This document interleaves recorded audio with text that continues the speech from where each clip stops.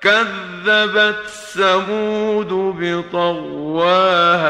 أيها الناس استمعوا واعتبروا من اللي صار للقبيلة اللي يسموها ثمود. جاء رسول الله صالح عليه السلام كذبوه وطغاوا، إذ انبعث أشقاها، وكان فيهم شقي كذب الرسول وغراته المكان انتعه في قومه. فقال لهم رسول الله ناقة الله وسقياها. حذرهم صالح عليه السلام يأذيوا الناقة اللي يرسلها الله آية، نهار تشرب هي من الماء وهم يشربوا من حليبها، ونهار هم يشربوا من الماء، وحذرهم يتعدوا على الماء في نهارها. فكذبوه فعقروها فدمدم عليهم ربهم بذنبهم فسواها.